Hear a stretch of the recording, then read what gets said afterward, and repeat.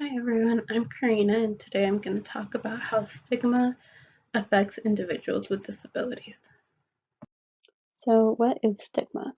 Stigma is a sign of disgrace which distinguishes a person from society as a whole, and stigma can discredit individuals and groups of people. It also can transform people from a whole individual to a tainted or inferior person. They can be seen as people with undesirable traits and are often viewed in a negative manner.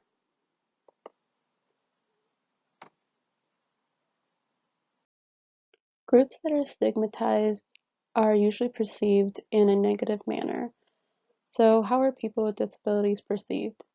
A lot of the times they're perceived as inferior, they're pitied, they can be shamed, neglected, or even viewed as a burden. Next, I'm going to talk about some examples of stigmatization that I've personally experienced and stories that I've heard from some of the clients I work with. So, one personal example is one that happened to my little sister. So she has Down syndrome, and children with Down syndrome typically have distinct facial features. So one day we went to the park, and there were these two girls that were playing some game, and my little sister went up to them and asked if she could play. And instead of trying to include her or even giving her an answer, they both just turned away. And my little sister didn't really take it personally because she was young and I don't think she understood. But children that are older definitely feel that neglect, and there can be consequences to that we will discuss later.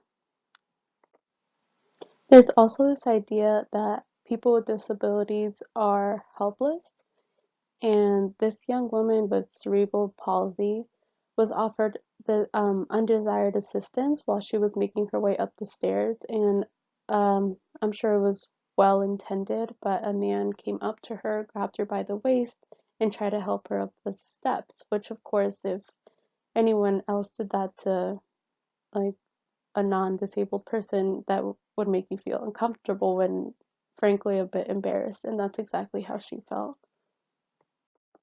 The last instance of stigma that I'd like to talk about is the fact that I've heard mothers say they are grateful that their children don't have a disability simply because they see children with disabilities as burdensome, and I think that kind of contributes to this idea of shame that people with disabilities are not good enough or that they're tainted. And again, all of these examples have consequences, and that's what we are going to talk about next. So, what are some of the consequences or implications of stigma on people with disabilities? One is this idea of self-fulfilling prophecy. By having this perception of people with disabilities, it can create low self-esteem, low motivation, and this can result in them staying in a low socioeconomic status because they feel that they don't have the sufficient skills or the capability to succeed based off of how others treat them. There's also the consequence of discrimination, and although there are laws preventing discrimination against people with disabilities, there are still unconscious biases that play a role in the jobs required. Another factor is the separation from communities. So due to the stigma they feel, they are misunderstood and are afraid to ask for help or even have that feeling of integration with their community. Also, there are a lot of misconceptions which lead to stereotypes, and these stereotypes can also lead to absence of treatment because I've personally seen that society shames mothers with children that have disabilities, and it makes them afraid to seek adequate assistance because they feel embarrassed or ashamed to have children that are tantruming or that look different. And of course, this poses a great problem for these children that aren't receiving adequate treatment.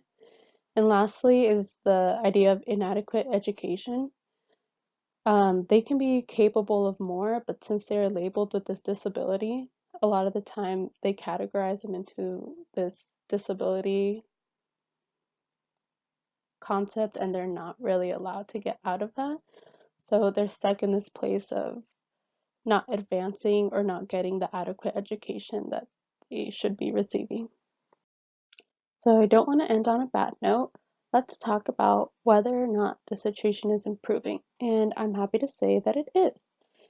So research indicates that society has become more accommodating for people with disabilities, and children with disabilities are often integrated with typical children. This demonstrates that people with disabilities are not inferior or less of a person.